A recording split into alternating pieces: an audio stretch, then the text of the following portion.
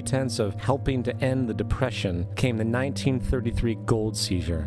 Under the threat of imprisonment for 10 years, everyone in America was required to turn in all gold bullion to the Treasury, essentially robbing the public of what little wealth they had left. And at the end of 1933, the gold standard was abolished. If you look at a dollar bill from before 1933, it says it is redeemable in gold. You look at a dollar bill today, it says it is legal tender, which means it is backed by absolutely nothing. It is worthless paper. The only thing that gives our money value is how much of it is in circulation. Therefore, the power to regulate the money supply is also the power to regulate its value, which is also the power to bring entire economies and societies to its knees.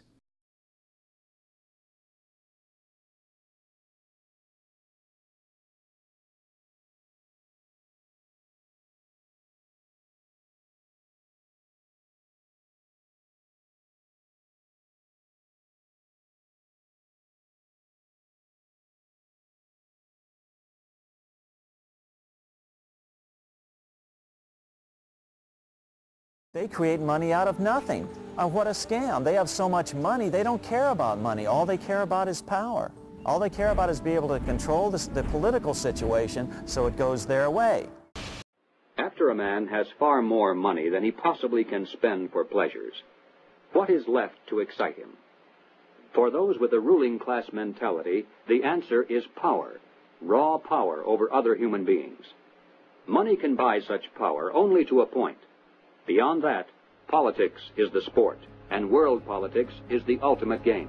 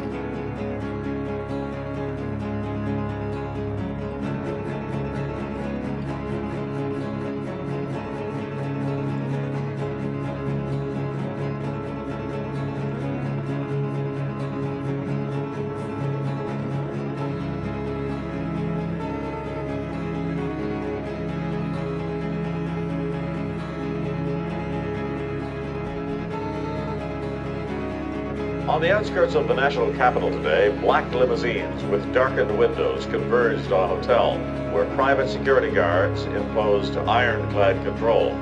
The limos carried royalty, political power brokers, and industrial titans to a secret meeting that will last all weekend. It's known as the Bilderberg Group. Could their objective be world domination? If you haven't heard of the Bilderbergers, it's for one reason only. They haven't wanted you to.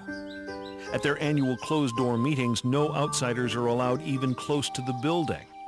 Here are gathered the most powerful individuals of the Western world, united regularly at club meetings. Yet nothing is reported by the New York Times, the Washington Post, or the LA Times. What really fascinates me is the complete blackout in the American press. For more than 20 years, I've gone down to the press club every day. I check the wires in their library, mingle with other paper boys, and I asked them the question many times, why, when if 120 film stars or 120 NFL football players met behind locked and guarded doors at a remote location for 3 days, you'd try very hard to penetrate and find out what those movie stars or football players are doing. Well, I had no curiosity at all when 120 of the world's most powerful financial leaders and political leaders meet for 3 days in a remote location behind armed guards in a complete blackout. Well, I had no curiosity. The people who call conspiracy theorists are not are not the conspiracy theorists themselves. We're talking about facts here. The Bilderberg Group does exist. The Federal Reserve does exist. The people who are members of the Bilderberg Group are also the people who do control the Federal Reserve. These are all facts. In 1954, the elite of the planet met in secret at the Bilderberg Hotel in Oosterbeek, Holland. The Bilderberg Group would later admit that their mission was the formation of the EU. Once the EU was established, under the guise of trade deals, a North American Union and Asian Union would be formed.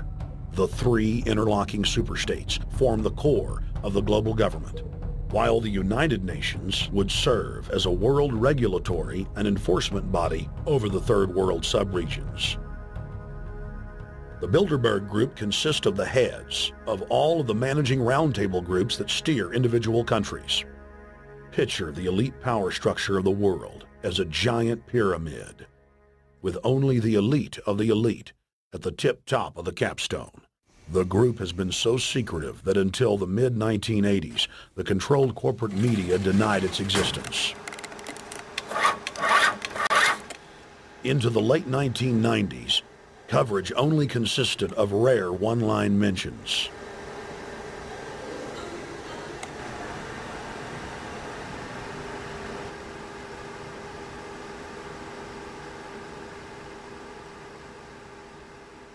With the rise of the alternative media, their stranglehold on information has begun to slip.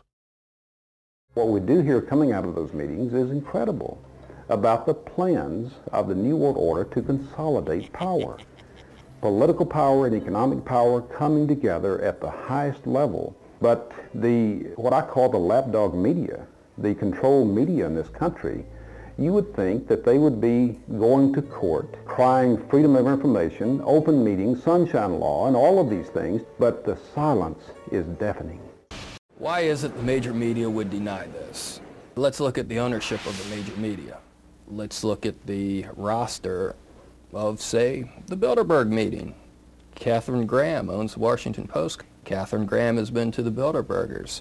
Conrad Black, one of the largest media barons in Canada and Europe, has not only been to these meetings, but he has hosted the meeting just a few years ago. Every year they meet in secret, and there is an absolute news blackout. There is never anything reported in any of those papers. David Rockefeller himself thanked the media for keeping this all hushed up.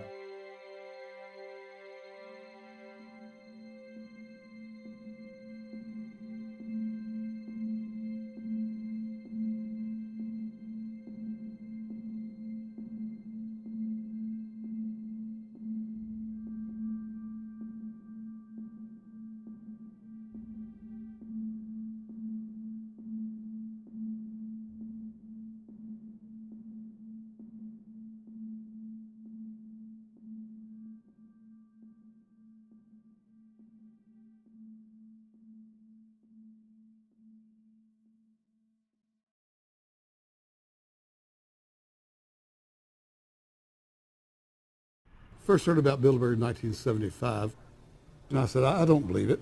That's not possible. Who in hell's Bilderberg?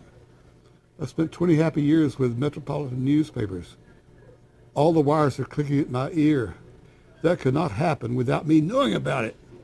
And the thing that first impressed me most was columns in 1957 by the late, great Westbrook Pegler, widely syndicated columnist. He wrote 2 lengthy columns about how approximately 100 leaders of international finance, heads of state, high public officials were meeting behind armed guards and closed doors on Jekyll Island, sealed off.